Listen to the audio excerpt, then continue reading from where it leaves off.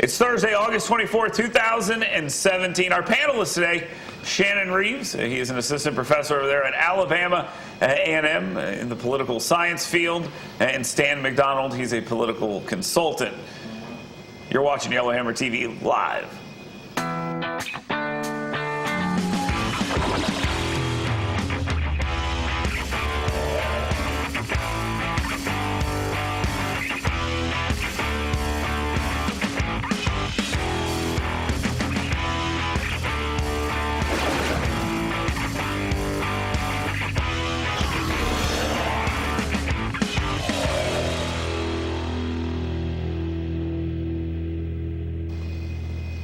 Welcome to Yellowhammer TV Live. Lots to discuss today. Roy Moore warning about Democrats winning the Alabama Republican primary. The President of the United States is now back to, presidential Trump because he's calling for unity.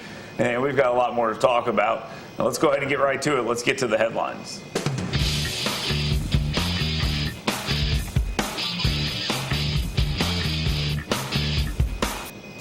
In American politics, we love civil wars. We talk about the Republican Civil War all the time. It's nice to see a civil war in the media happening right now. The media, everybody knows, is pretty hardcore against the President of the United States. Any fair observer would tell you that they have gone after this president harder than they went after Barack Obama, and they have basically made it their mission to make sure this guy doesn't serve out his term. Yesterday, there was a very interesting story. The editor of the Wall Street Journal contacted his reporters and said, "You're basically using commentary in your news reporting. Just say what the man said and leave it at that." The response by the folks at the Wall Street Journal was to look inward and say, wow, maybe we are doing this, and change their philosophy. No, that's not what happened. What they actually did was they released those emails to the press and said that their editor was being too soft on Donald Trump. Let's get to our panel here real quick. Shannon, does anyone believe any member of the mainstream media is being too soft on Donald Trump? And why are they fighting inside their own newsroom over this? Well, because the media within itself, people are stepping outside of their professionalism and moving into their own personal feelings and emotions, and their biased nature. They're jumping into where they are, whether it's print media or even the meltdown that they have at CNN. I mean, at CNN, it's like it's so unbelievable at this point where it's not even. It's no sense of journalism in a mainstream sense. When he came out and he said this, and this is, again, the editor of the Wall Street Journal, he put it pretty clear that it's fine to put the information out there, but you need to stop making it all about your opinion. There was a poll out yesterday, and again, this is Trump supporters and Democrats, and they did this. 80% of Republicans trust Trump more than the media. On Democrats, 89% trust the media more than Trump.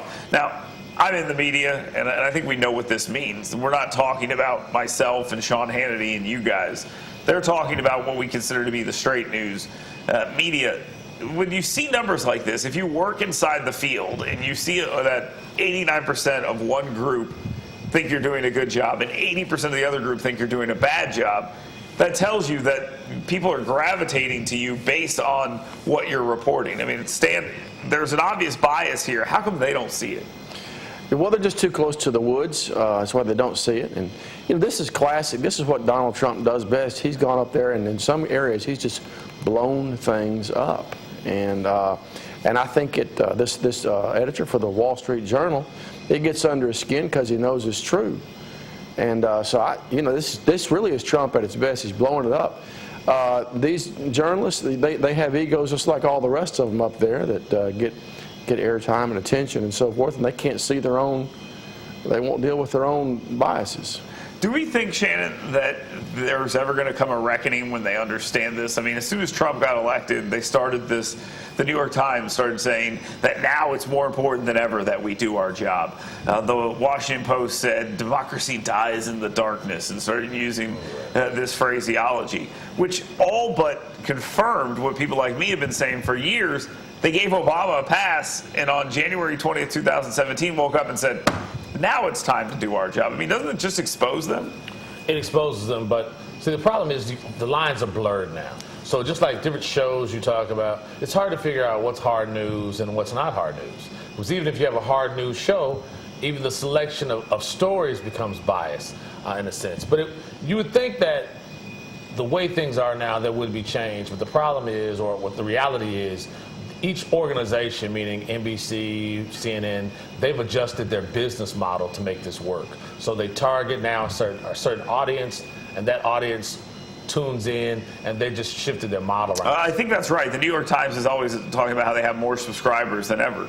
That's not an argument that they're doing a great job. It's an argument that they are playing to that base and being rewarded for being so hardcore anti-Trump. And I think CNN's learning that exact same thing. Moving on, Hillary Clinton rewriting history, doing what Hillary Clinton does. She's talking about during their second debate that she felt like Donald Trump was breathing down her neck. And while he was breathing down her neck, she wanted to turn around and say, "Hey, get away from me. How dare you do these things?" But she didn't do any of that. Why would she come back and basically say, "I felt like saying something, but I didn't," when everyone knows that she was never going to do anything like that? And this idea that she again tried to play the card that I was a woman and he was intimidating me, which was basically the premise of her entire. Why is she trying to rewrite this history? Is this just, again, trying to come out and hammer the current president? No doubt about it. I mean, it's disingenuous, but this is Hillary Clinton. Okay. I mean, they went to each other's weddings, did they not? Yeah. But up until now they were family friends, or they run that circle of super elites and so forth in New York. So I just think it's total disingenuous. She's probably trying to put a few stories in there that will sell a book. She doesn't have truth on her side. She doesn't have substance on her side. So she has to do this kind of stuff. It's playing to that audience. Shannon, she's married to Bill Clinton. I mean, who has a record on women that is hardly good. I mean, if we just accept that the stuff with Monica Lewinsky that he admitted is the only thing he ever did, implying that she's not used to creeps breathing down her neck is kind of laughable at this point. What if she would have turned to him and said, "Hey, you creep, get away from me"? What if she would have said that during that debate? Would we be having a different president? Well, there's some women who said that about her husband. So, right. So it's kind of where she's probably heard it when people saying it to him. But I think the bigger thing is, you have to never forget, the Clintons have always found a way since they left the White House to focus about how to make money. This book and the way it's even being rolled out, a little excerpt of Morning Joe, she does her own narrative of the book, actually. So this is about making money. It's about piling on with just what we're talking about, the bias in the media, jump right in. She doesn't wait for her to make money. Remember, the Obama signed a deal for what, $60 million for their books? So it's about money. And because when there's an audience and a biased audience is that, you can play it. You don't have to have anything and have it to be neutral or speak to a certain truth. You're trying to make money. There's a segmented argument, segmented group that you can sell to that'll be passionate. It reminds me of OJ, If I Did It. I mean, it really is, yes. If I had done this. But the question, just real quick, what if she had done that? Would that have helped her? Had she turned to him and said, "You're a creep"? I mean, her whole thing was, "I am woman, hear me roar." I mean, that was her entire shtick. Right. Turning to him and saying, "You're a creep," that would have helped her, right? I mean, I don't think it would necessarily helped her. I mean, she did win the popular vote, so it's not like more votes. She squeezed on the coast, for that, per se. The reason I ask about that is because Trump ran an entire campaign by essentially doing this. Little Marco, low energy Jeb, looking people right in the face and insulting them everywhere. He's still doing it, by the way. Still doing it. Little George. He's still doing an insult campaign or comedy routine. Had she done this, would it have helped her? I think it may have, actually. Yeah. Because maybe humanize her a little bit, I guess. Yeah, but you got to understand, the mindset, the mentality. We talk about the base that's already there. There was only a very small segment of people who were undecided back during those debates. And what kind of mind does it take to be undecided about Donald Trump and Hillary Clinton towards the end? I'm saying, I remember your wife was undecided, so I need to be careful about that. Yeah, watch out. But yes, I do. But I think they can be affected by some things like that. kind of notorious type behavior. Things don't get her a lot of attention. She'd have been praised roundly had she done something like that. And now we have a book of her, doing what she always does. Get away from me, you creep. Just the way she's a phony anyway. Let's move on. Trump, maybe he's taking on attorney generals who are Republican at this point. He wants to use the Dreamer program, DACA, delayed action for childhood arrivals. He wants to use it as a bargaining chip. We talked about that yesterday with immigration. But he's prepping for a fight with Republican attorney generals. And basically, they said, you got 10 days, or we're going to take this thing to court. So either end the program or prepare to fight us, your own Republican attorney generals in court over your biggest campaign promise, and that's ending the DACA program. Trump wants to use this as a bargaining chip. Shannon, is he going to go to war with AGs from his own party? And will the Justice Department under Jeff Sessions participate in this? Why not? Why not? It goes to war with anybody else. Okay. I mean, and it actually works for him. So he uses the tactic of a corporate negotiator in a boardroom, where you're going to threaten to go to war, you slap each other, and before it's all over, say, all right, let's work it out. I mean, sometimes that's his tactic. It's worked for him. Taking on a state attorney general, he went into Arizona and took on sitting United States senators whose votes he needs in their home state. So sure, he's not fearful of that. The Texas AG started this. 9 other attorney generals signed on. The part that is interesting about this to me, Stan, is this was one of his core promises. This was like the core promise, as simple as it is. But I don't think he actually wants to fight with them. He wants to use it as a bargaining chip. Yes. Nancy Pelosi came out and said, how dare you use the Dreamers as a bargaining chip, when in reality it could help her get what she originally wanted as well. Does he actually care about this immigration thing at all, or does he just care at this point about the wall?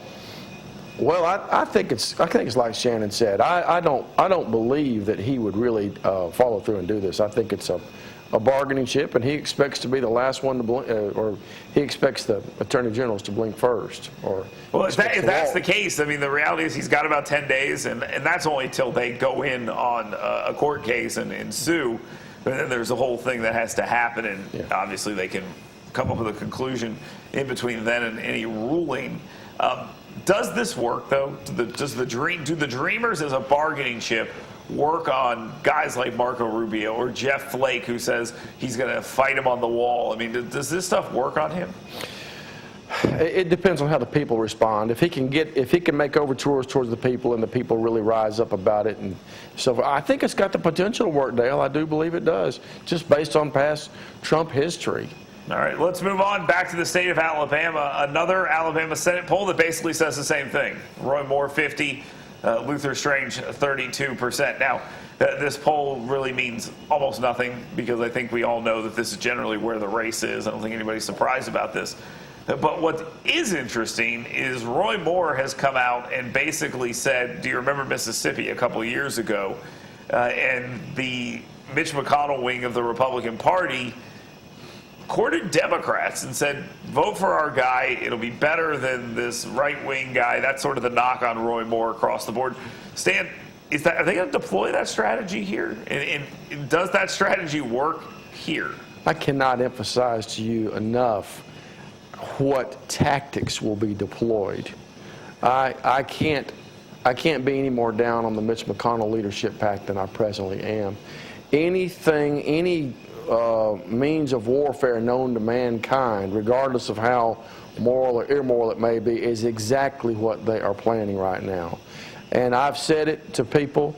There's people out there listening right now who are Roy Moore supporters, and your support for Roy Moore is in jeopardy, and you don't even know it, because they're going to spend $10 million on you, totally manipulating your mind.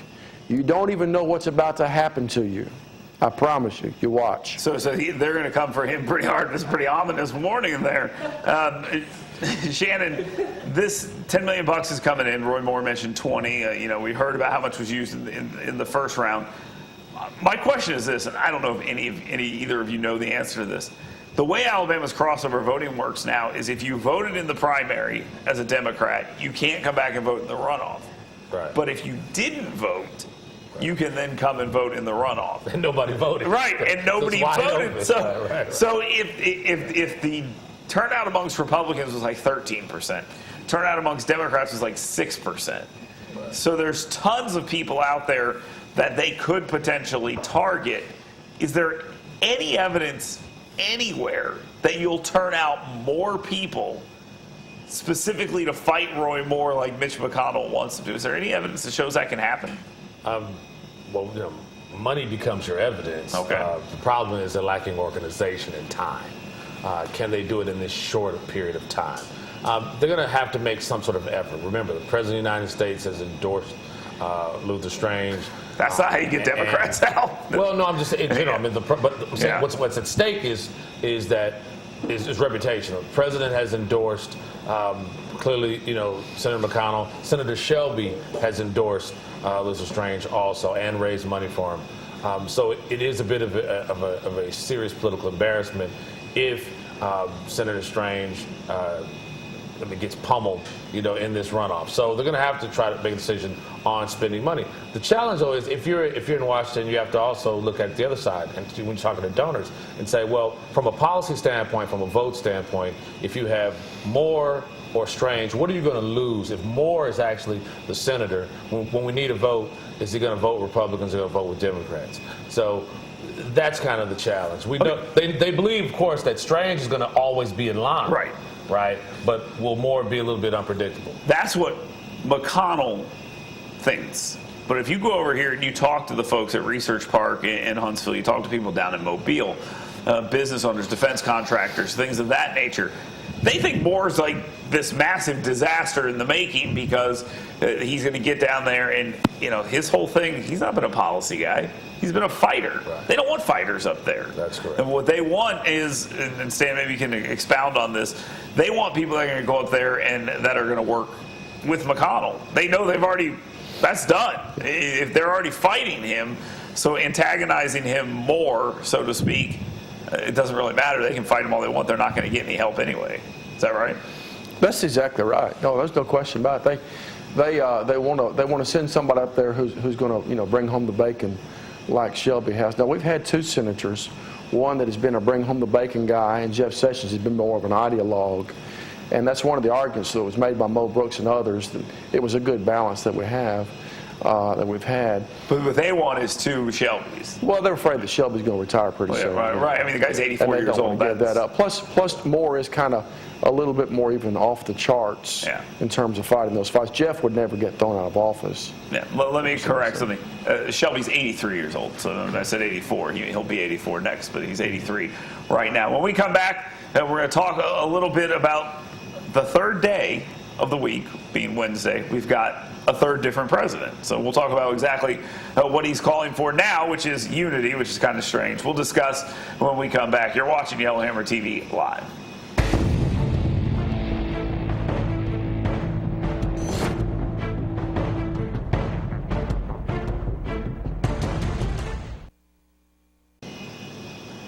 Welcome back to Yellowhammer TV Live. Let's talk about Donald Trump's week. Let's see. On Monday, Donald Trump gave us a very presidential speech about Afghanistan.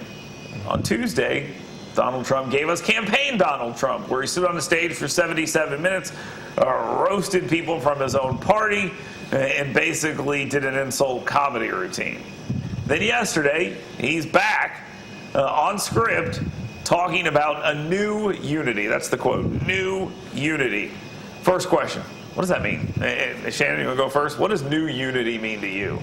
It means different from the unity that we've had before. Okay, I mean, who knows what it possibly could be. The new unity, we're going to fight today, we'll be friends tomorrow, we're going to fight again after that. So. Stan, this idea that he can go from one day to being at war with Jeff Flake and John McCain and Republicans to the next day bringing not only Republicans together, but bringing Democrats together. Then the next day, him and Mitch McConnell aren't even talking, or they're screaming at each other expletives into a telephone.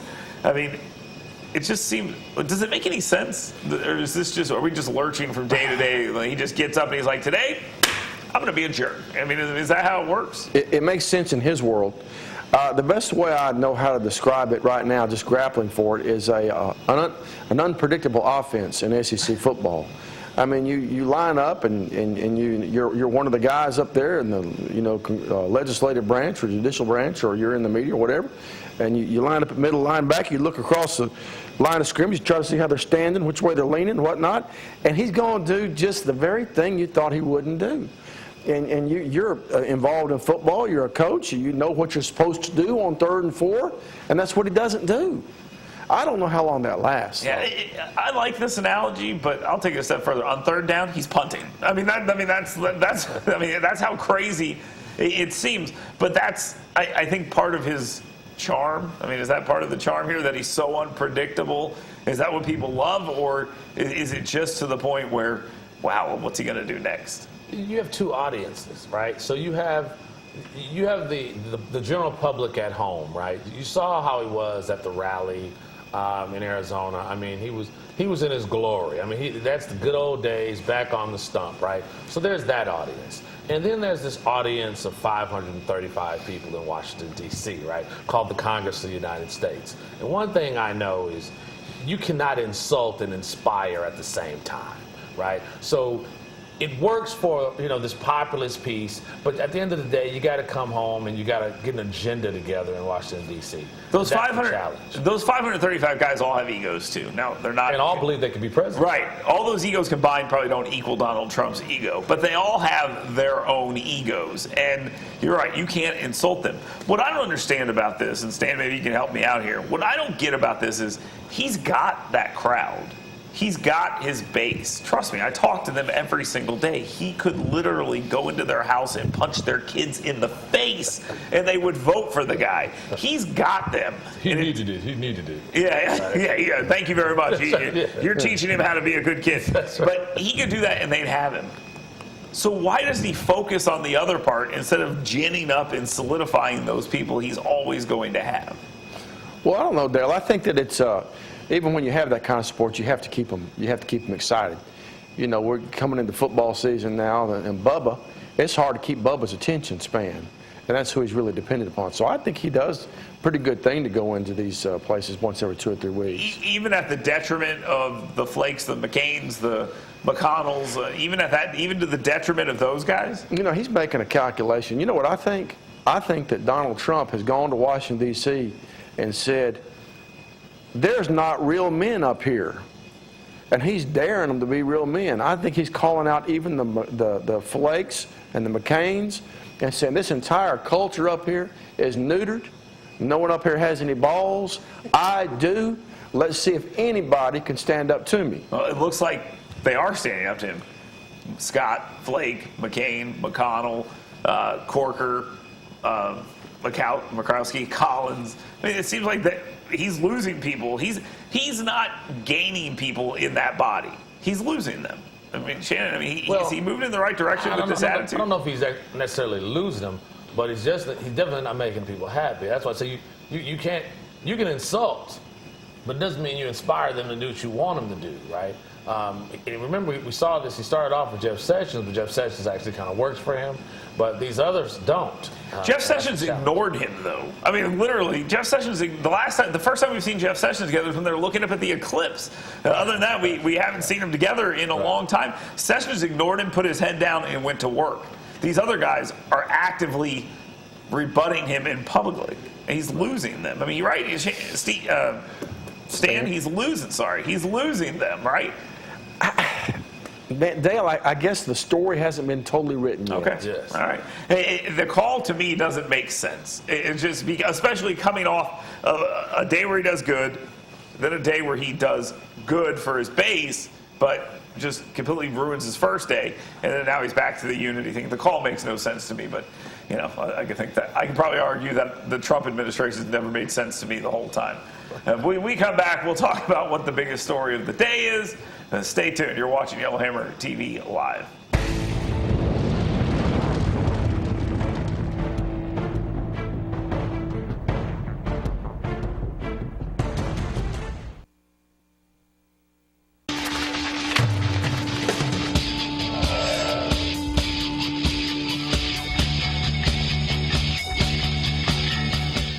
Welcome back to Yellowhammer TV Live. We're wrapping up the show. Let's get to today's biggest story.